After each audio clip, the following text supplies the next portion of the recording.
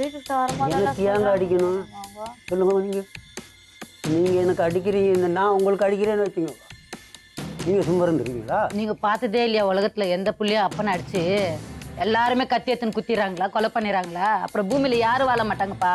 நாங்கள் வாழ்கிறோம். அப்படி எங்க அண்ணா அடிச்சிருந்தா கூட சரி, ஒரு கையை காலை ஒடிச்சு போட்டிருக்கலாம், உயிர் எடுக்க சொல்ல உங்களை யாரும். அப்படித்தான் சொன்னாங்க போலீஸ்காரவங்களும். அதான் நீ என்ன காட்டி கொடுத்தனாலதான் வரப்பெல்லாம் வீட்டுக்கு வந்தாலும் அந்த ஒரு வார்த்தை சொல்றாங்க. ஏன் தாத்தா இப்படி பண்றீங்கன்னா உங்க அம்மா தான் என்ன காட்டி கொடுத்தால. நான் 14 வருஷம் இருந்துட்டு வந்தேனே ஜெயில. உங்க அம்மா பார்த்தா உங்க அம்மா தான் அது தண்ணி புடிச்சு கொடுத்தவங்க இவங்க தான் மேடம். அவங்கள போலீஸ்ல புடிச்சு கொடுத்தவங்க. ஆனா மாசம் எனக்கு ஞாபகம் இருக்கு. என்ன கூட கூட்டிட்டு போவாங்க ஜெயில. என்ன தேடி புடிச்சு கொடுத்தது நானும் அங்கதான் இருக்கிறேன். அந்த நேரத்துல என்ன கொலை பண்ணவங்களை புடிச்சு கொடுக்காம மூடியா வைக்குவாங்க. என்ன தெரியும் உங்களுக்கு? இவங்க எல்லாம் தேடிக்கிட்டு இருந்தது எனக்கு.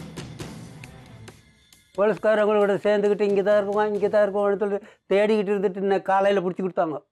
7வது படிச்சுட்டு இருந்தா உங்க பொண்ணு. படிக்க வச்சது யாரு? இவங்க தானா படிச்சுக்கிட்டாங்களா மேடம்? எங்க அம்மா படிக்க வைக்கிறது என்ன பெரிய ஹீரோ மாதிரி வந்து உட்காந்து பேசிட்டு இருக்கீங்க? வயசுல பெரியவங்களா இருக்காங்களா பேசாம இருக்கேனா? பையனை குத்தி கொலை பண்ணிட்டு அவ்வளவு பெருமை பேச்சு. மனுஷனுக்கு எப்பவாவது ஒருக்கா உரைக்கணும் பண்ணின தப்பு. அதுக்கான வயசு வந்துடுச்சு உங்களுக்கு. நாங்க அதுக்கோசரம் யாருக்கிட்டையும் போகாம நீங்க என்ன வீராப்ப பேசுறீங்க? உங்க கடமை நீங்க செய்யல, உங்க பிள்ளைங்களை பாக்கல. யாரு சொன்னது? கல்யாணத்துல யாரு சொன்னது? நான் என்ன பண்ணது நல்லா சொன்ன வீராப்ப வராது மேடம். கல்யாணத்துக்கு கூட ஒரு லெட்டர் எழுதிக்கிறாரு மேடம் இவர் எனக்கு. யார போய் சொல்லியிருக்கிறாங்க ஜெயில, உன் பொண்ணுக்கு கல்யாணம்னு சொல்லிட்டு. கல்யாணம் முடிஞ்சு 3 நாள் ஒரு லெட்டர் வருது மேடம். அப்பா நின்றுக்கிறாங்க, அம்மா நின்றுக்கிற மாதிரி, பொண்ணு மாலையோட காலில் விழுற மாதிரி, மருமகனோட காலில் விழுற மாதிரி மேடம். போட்டோ வரைய வச்சுட்டு மேடம் என்னன்னு எழுதியிருக்கிற தெரியுமா?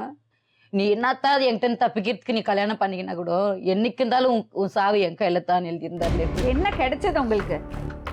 ஒரு பையனோட உயிரை எடுத்துட்டு அதுக்கப்புறம் இந்த குடும்பத்தையே நடு தெருவில் விட்டுட்டு 10 வருஷம் இருந்தீங்க. அப்பவும் கொஞ்சம் கூட ரிக்ரெட், கொஞ்சமாவது அந்த அந்த குற்ற உணர்ச்சி உங்களுக்கு இல்ல. அப்புறம் இங்க வந்து உட்கார்ந்து நான் தான் பண்ணினேன், அப்படி பண்ணேன், இப்படி பண்ணேன்னு நீங்க நீங்க என்ன பண்றீங்க தெரியுமா? உங்க மனசுல இருக்கிறது வருத்தத்தையும் குற்ற உணர்ச்சியும் மறைக்கிறதுக்காக ஒரு முகமூடிய போட்டு சுத்திட்டு இருக்கீங்க. அதை தூக்கி போடுங்க, மனுஷன் ஆகுங்க முதல்ல. இவ்வளவு துக்கத்துல இருக்க அந்த பொண்ணு மறுபடியும் மறுபடியும் மறுபடியும் நோவடிக்கிறது. நாங்க நோவடிக்கல. என்ன நாங்க? நீங்க என்னோட வீட்டு பக்கமே போறது. ஆமா, என்னம்மா வேணும் உங்களுக்கு சொல்லுங்க. எனக்கு என் சொந்த வேணும் மேடம். இவருக்கு தெரியும் மேடம், இவரு சொல்லுங்க. எல்லாமே தெரியும், எதுவுமே தெரியாத மாதிரி நடிக்கிறாரு மேடம். அது முதல்ல அவர் உணரணும், அவர் செஞ்ச தப்ப அவர் உணரணும். ஊரை விட்டு ஊர் வரவங்கலாம் கூட மேடம் பெத்த பிள்ளைங்களுக்காக சம்பாரிச்சு வைக்கிறாங்க. எங்களுக்கு எதுவுமே இல்லை, இருக்கிறது எல்லாத்தையும் அடுத்தவங்களுக்கு தானம் பண்றது.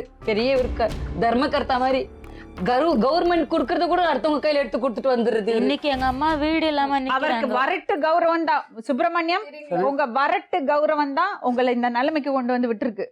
இப்போ நீங்க அந்த வரட்டு கௌரவத்தை விடல. அவன் அழகா தப்பிச்சு வருவான். உன் வேலை என்னவோ அத மட்டும் பாரு. புதக்குழியா இருக்கிற பாதைக்கு போக வேண்டாம்னு சொல்றேன், நீங்க கேட்க மாட்டேங்கிறீங்களே. எல்லாத்துக்கும் கடைசியா ஒரே ஒரு வார்த்தை சொல்றேன் அத்தை. தெய்வம் கொடுக்கறத யாராலையும் தடுக்க முடியாது,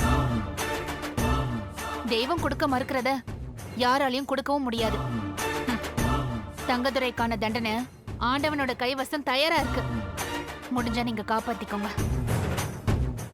பிரியாணி பாத்திரத்தில் நெய், கடலை எண்ணெய், பட்டை, மராட்டி மொட்டு, கல்பாசி, ஏலக்காய், பிரியாணி இலை, வெங்காயம், பூண்டு, முந்திரி, பிரியாணி மசாலா, தக்காளி, கல் உப்பு, மஞ்சள் தூள், கொத்தமல்லி, புதினா சேர்த்து நன்கு வதக்கவும்.